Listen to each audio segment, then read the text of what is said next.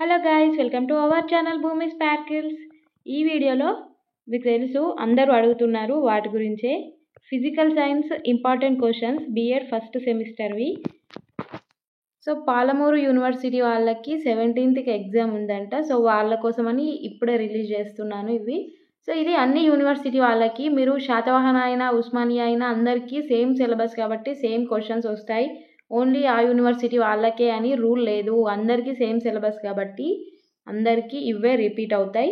And నేను ఇచ్చిన questions వస్తున్నాయా రాలేదా అని మీరు రివ్యూస్లో చూసుకోవచ్చు, ఆర్ కామెంట్స్లో చూసుకోవచ్చు, టెలిగ్రామ్లో చూసుకోవచ్చు, ఎక్కడైనా చూసుకోవచ్చు.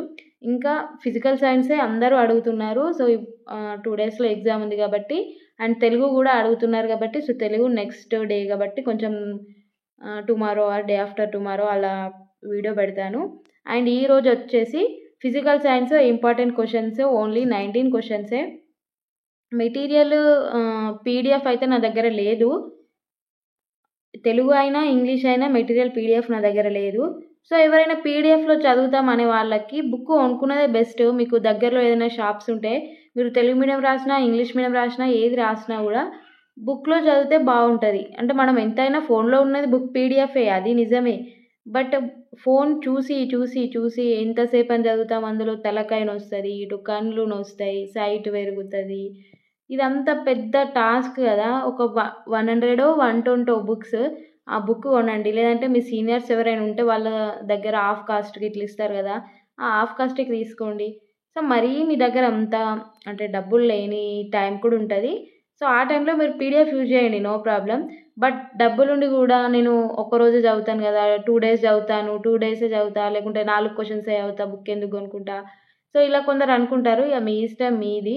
బట్ ఫోన్లో చదివితే మాత్రం అంటే తలనొప్పి ఎగ్జామ్ అప్పుడు అదంతా కొంచెం, మనం రీల్స్ గంట సేపు చూసినా తలనొయ్యది. బట్ మనం బుక్ ఫోన్లో ఒక హాఫ్ అన్ అవర్ చదివినా 15 minutes చదివినా కానీ కళ్ళు మొత్తం గుంజుతాయి. సో అది యువర్ విషయం. సో ఫస్ట్ క్వశ్చన్ వచ్చేసి, what is science? Science as a product and process, explain. So science అంటే ఏంటి? సైన్స్ అంటే ఒక ఉత్పత్తి మరియు ఫలితం. సో ఈ ఉత్పత్తి మరియు ఫలితం ఉంది కదా, సో దీనిపైననే మీరు రాయాలి. సైన్స్ అంటే ఉత్పత్తి ఎలా అంటావు, ఫలితం అని ఎలా అంటారు, అలా ఉంటుంది ఆన్సరు. మీకు బుక్లో అయితే, బుక్ కొనుక్కున్న వాళ్ళు బుక్ చూడండి, ఈ క్వశ్చన్ చూస్తూ ఆ బుక్ చూస్తే మీకు ఇంకా కొంచెం క్లారిటీగా వస్తుంది. అండ్ ఫిజికల్ సైన్స్ వచ్చేసి మీకు ఫిజికల్ సైన్స్ తీసుకున్న వాళ్ళకి మ్యాథ్స్ మెథడ్ 1గా ఉంటుంది కదా, మ్యాథమెటిక్స్. సో మ్యాథమెటిక్స్లో ఇచ్చిన 5-6 క్వశ్చన్సే ఇందులో వచ్చాయి.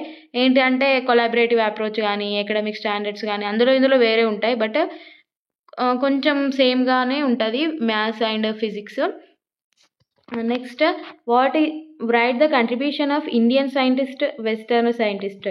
సో మీరు ఇండియన్ సైంటిస్టులోకి 2, వెస్టర్న్ సైంటిస్టులోకి 2, వాళ్ళది డెత్ డే, బర్త్డే, వాళ్ళు ఏం కనిపెట్టారు, ఎప్పుడు కనిపెట్టారు, ఇంకేదైనా వాళ్ళు ప్రయోగం చేశారా, సంథింగ్ అదన్నీ మీరు చూసుకున్నారంటే ఈ క్వశ్చన్ మీరు రాయేస్తుంది. అండ్ ఈజీగానే ఉంటుంది, అంతా ఏం టెన్షన్ తీసుకోవాల్సిన అవసరం లేదు. Next, right the constructivist approach and collaborative approach. So నిర్మాణాత్మక ఉపగమము, సహచార ఉపగమము అంటే ఏంటి? ఇప్పుడు నిర్మాణాత్మక అంటే, సో మనం సెల్ఫ్గా స్టడీ చేస్తాం కదా, కొందరికి సింగిల్గా ఉంటేనే చదువు వస్తుంది, సింగిల్గా ఉంటేనే థింకింగ్స్ కానీ ఏదైనా ఐడియాస్ కానీ వస్తాయి.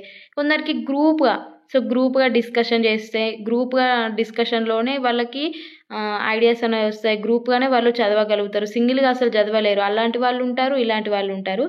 సో దీనిపైన మీరు రాయాలి. అండ్ ఇది కూడా మీరు జనరల్గానే రాస్తుంది. Next, how we understand secondary stage learners, physical, mental, social, emotional secondary stage learners.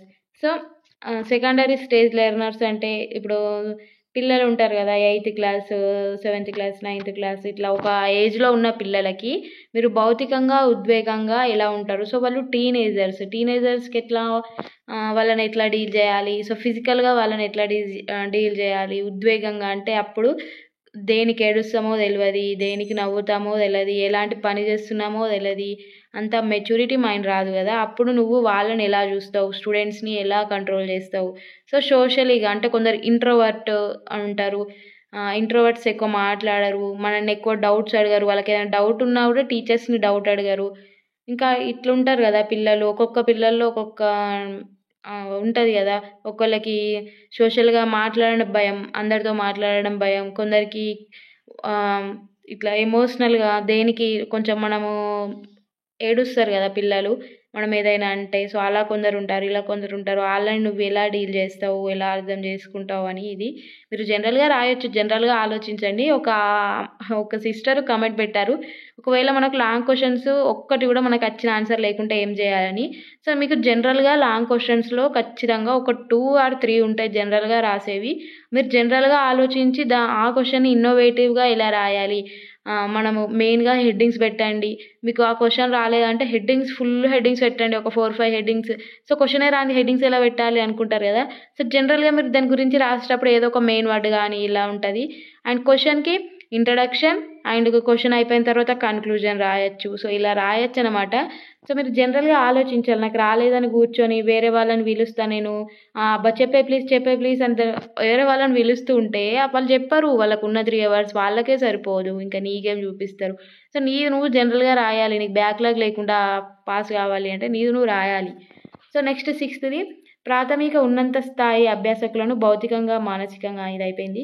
Next what are characteristics of secondary stage learners? So, వాళ్ళ లక్షణాలేంటి? సో, ఇప్పుడు ఈ క్వెషన్ సేమే. బట్ 2 క్వెషన్స్ లాగా వచ్చాయి చూడండి. So, next how do you use ICT applications in your teaching? Explain. So, మ్యాథ్స్‌లో మీరు ఈ ఐసీటీ క్వెషన్ మ్యాథ్స్‌లో వచ్చి ఉంది. ఐసీటీ అంటే ఏంటి? మీరు ల్యాప్‌టాప్‌లో గానీ, మొబైల్‌లో గానీ, ప్రొజెక్టర్‌లో గానీ, టీవీలో చూపిస్తూ టీచ్ చేస్తారు గదా! మోడల్స్ ఇప్పుడు వీడియోస్ గానీ, మనము మోడల్స్ రెడీ చేసుకున్నవి, వర్కింగ్ మోడల్స్ అవి టీవీలో చూపిస్తూ టీచ్ చేస్తారు గదా! అవే ఐసీటీ ప్లాన్స్. మీకు థర్డ్ సెమ్‌లో అయితే టీచింగ్ ప్లాన్స్ అని మీరు ఒక రికార్డే రాస్తారు ఐసీటీ గురించి. సో, ఇందులో ఐసీటీ గురించి మీరు చాక్ పీస్, డస్టర్ యూజ్ చేయరు.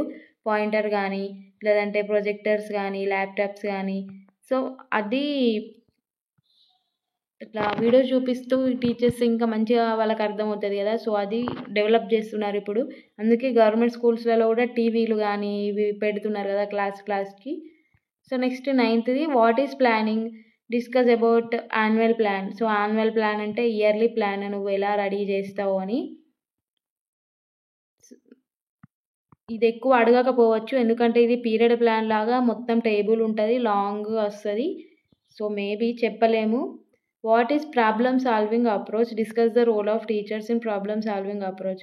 సో, ప్రాబ్లమ్ సాల్వింగ్ అంటే పరిష్కార పద్ధతి. సో, ప్రాబ్లమ్ ఎలా సాల్వింగ్ చేస్తావు? ఫస్ట్ ప్రాబ్లమ్ ఏంటో తెలుసుకోవాలి. నెక్స్ట్ ఆ ప్రాబ్లమ్‌ని ఎన్ని టైప్స్ ఆఫ్‌గా సాల్వ్ చేయాలో తెలుసుకోవాలి. సో, అన్ని టైప్స్ రాసినాక ఆ టైప్స్‌లలో దేన్ని మనం ఇంప్లిమెంట్ జేయస్తదో, వాటిని ఇంప్లిమెంట్ జేయస్తదో వాటిని రాసుకోవాలి. వాటిల్లోంచి ఏవైతే ఇంప్లిమెంట్ చేస్తున్నామో రాసుకున్నాం గదా! వాటిల్లోంచి ది బెస్ట్ సెలెక్ట్ చేసుకోవాలి. ఆ బెస్ట్ నుంచెళ్ళి ఒక్కదాన్ని తీసుకొని మనము ప్రాబ్లమ్‌ని సాల్వ్ చేసేయాలి. అంతే ఏముంది ఇంకా ఆన్సర్ హెడ్డింగ్స్ అన్నీ నేనే చెప్పేసిన. అందులో మీరు సోది రాసుకుంటే ఖతం మీకు లాంగ్ క్వెషన్‌కి మార్క్స్ పడినట్టే. సో, మీకు షార్ట్ క్వెషన్ వచ్చేసి 2 పేజెస్, లాంగ్ క్వెషన్ వచ్చేసి 4 పేజెస్ రాయమని నేను ఇంతకుముందు మీ వీడియోలో చెప్పాను. చెప్పి నా నోరు నొస్తుంది గానీ మీరెలా రాస్తున్నారో ఏంటో. సో, నెక్స్ట్ 11థ్‌ది write a period plan for the class eighth. Physical science. So, మీకు 8థ్ క్లాస్‌లో ఏదైనా ఫిజికల్ సైన్స్‌ది లెసన్ నేమ్ తెలిసి ఉంటది గదా! లైట్ ఉంటది గదా! Lesson plan. లైట్ అయితే అందరికి తెలుస్తది. ఆ ఒక లెసన్ ఉంటది గదా! దానికి పీరియడ్ ప్లాన్ రాయండి. సో, ఫస్ట్ మీరు మీ ఇంట్రడక్షన్, ప్రిలిమినరీ యాక్టివిటీస్ రాయాలి. నెక్స్ట్ అకాడమిక్ స్టాండర్డ్స్ రాయాలి. ఇప్పుడు అకాడమిక్ స్టాండర్డ్స్ రాయమని ఒక క్వెషన్ వస్తది ఇందులోనే. ఆ అకాడమిక్ స్టాండర్డ్స్ ఒక్కొక్క దానికి 2 పాయింట్స్ ఎక్స్‌ప్లెయిన్ చేస్తూ రాసి, next teaching learning material. So, teaching learning material అంటే టీఎల్ఎం గాని, చాక్ పీస్ డస్టర్ ఇవన్నీ రాయాలి. Next teaching steps. సో, మీరు ఏ మెథడ్ యూజ్ చేస్తున్నారు? టీచింగ్ మెథడ్ అంటే ఇండక్టివ్, డిడక్టివ్ మెథడా? కొలాబరేటివ్ అప్రోచా? ఆహ్, ఉంటాయి గదా! నిర్మాణాత్మక, ఉపగమము ఇవి ఏది యూజ్ చేస్తున్నావు అని. So, next table. ఆ టేబుల్‌లో ఏంటి teachers activity, students activity, black board activity వస్తది. నెక్స్ట్ ఏమొస్తది టేబుల్ అయిపోయిన తర్వాత హోమ్ వర్క్. అంతే ఏముంది మీరు పీర్ టీచింగ్‌లో రాసారు గదా! అదే. నెక్స్ట్ 12థ్‌ది write the aims and objectives of physical science. Next 13థ్‌ది write a development of scientific attitude and scientific temper. శాస్త్రీయ అభిరుచి, శాస్త్రీయ వైఖరి గురించి రాయండి. సో, ఇందులో డిఫరెంట్‌గా ఉన్నాయంటే ఒక 5, 6 క్వెషన్స్ డిఫరెంట్‌గా ఉన్నాయి. మీరు చదవవలసినవి. సో నెక్స్ట్ అండర్సన్ మరియు క్రాంతి హోల్ కాదు క్రాంతి హోల్. ఇది నేను చెప్పిన మ్యాథ్స్లో వచ్చింది, బయాలజికల్ సైన్స్లో వచ్చింది, సోషల్లో వచ్చింది. ఇతను ఎక్కడికి పోయినా మనల్ని వదలడు. ఇక సెకండ్ సెమ్లో అయినా థర్డ్ సెమ్లో అయినా మన వెంబడే వస్తుంటాడు. అందుకే ఇతను మంచిగా చదువుకొని పెట్టుకోండి. బట్ ఒక్కో సబ్జెక్ట్లో ఒక్కో టైప్ ఆఫ్ ఆన్సర్ ఉంటుంది. మీరు ఏ సబ్జెక్ట్లో అయినా ఒక్కటి చదివి అన్ని సబ్జెక్ట్లో అదే రాయండి. మళ్ళీ అది చదివి ఇది చదివి ఏది రాకుండా పోతాం. So next 15th what is content come methodology and concept nature steps to content come methodology. So విషయ సహిత బోధనా పద్ధతి అంటే ఏమిటి, సోపానాలు రాయండి. సో ఇది ఈ ఇయర్ కొంచెం ఇంప్లిమెంట్ చేస్తున్నారు కదా, పెడగాగి ఆఫ్ మ్యాథమెటిక్స్ ఉన్నదాన్ని కంటెంట్ కమ్ మెథడాలజీగా మార్చడం. సో ఇది మేబీ రావచ్చు. సో నెక్స్ట్ జెడ్పీడి మరియు స్కాఫ్ హోల్డింగ్, ఇదేంటో నాకు తెలియదు. So 17th explain the teacher centred method and student method. So ఉపాధ్యాయ కేంద్రీకృత బోధన, విద్యార్థి కేంద్రీకృత బోధన. అంటే ఉపాధ్యాయ కేంద్రీకృత అంటే మొత్తం ఉపాధ్యాయుడే చెప్తాడు. విద్యార్థి కేంద్రీకృత అంటే విద్యార్థికి అర్థమయ్యేటట్టు విద్యార్థిని ఇన్వాల్వ్ చేస్తారు. క్వశ్చన్స్ అడగడం కానీ, లేదంటే వాళ్ళని ఒక పేర చదవమని మనం ఒక దాని మీనింగ్ చెప్పడం కానీ, ఇలా వాళ్ళని ఇన్వాల్వ్ చేస్తూ చెప్పడం అలా. సో మీరు బుక్లో చదువుకోండి. సో లైట్గా నాకు తెలిసింది మాత్రం చెప్తున్నా. 18th right the academic standards of physical science. నేను చెప్పాను కదా ఫిజికల్ సైన్స్ ఎకడమిక్ స్టాండర్డ్స్ రాయమని క్వశ్చన్ వస్తుందని. సో అందులో ఒక particular number of academic standards ఉంటాయి. అవి మీరు గుర్తుంచుకోవాలి. మళ్ళీ మ్యాథ్స్లో ఎకడమిక్ స్టాండర్డ్స్ తీసుకువెళ్ళి ఫిజికల్ సైన్స్లో అలా రాస్తే మొత్తానికి తప్పేస్తారు. ఎందుకంటే ఇది మారవు కదా, సోది రాయడానికి మారవు, హెడ్డింగ్స్ చూసుకొని వెళ్ళాలి. Next explain about flipped learning and blended learning. Just only 19 questions ఇచ్చినా మీరు చదువుకుంటే మంచిగా రాయగలుగుతారు. అండ్ ఒక సిస్టర్ కామెంట్ చేశారు మంచిగా ఫ్రెండ్లీగా మాట్లాడుతూ ఎక్స్ప్లెయిన్ చేస్తున్నారు అని. సో టీచర్గా ఎక్స్ప్లెయిన్ చేయాలి అంటే నాకు సేమ్ మీలాగే భయము. ఇట్లా మంచి లాంగ్వేజ్లో ఎక్స్ప్లెయిన్ చేయాలి అంటే సో ప్రిపేర్ అయ్యి ఎక్స్ప్లెయిన్ చేస్తే మేబీ అలా రావచ్చు. బట్ భయం వేస్తుంది, ఏంటో బ్రీత్ అందదు, చేతులు వణుకుతాయి. మనము టీచింగ్ ప్లాన్స్లో నేను టీపీకి వెళ్ళినప్పుడు ఫ్రెండ్స్ కంటే మంచిగా ఎక్స్ప్లెయిన్ చేయగలుగుతుండే. అక్కడ స్టూడెంట్స్ ముందర వెళ్ళి అక్కడ గవర్నమెంట్ టీచర్స్ కూడా మనల్ని చూస్తూ ఉంటారు కదా కూర్చొని. సో బ్రీత్ అందదు, నేను ఏం చెప్తున్నానో తెలియదు, మాట తడబడుతుంది. ప్లస్ నేను ఒకటి చెప్పాలనుకుంటా ఒకటి చెప్తా, ఇలా మొత్తం కన్ఫ్యూజ్ అవుతుండే. And thank you for watching. All the best for your exam. Thank you.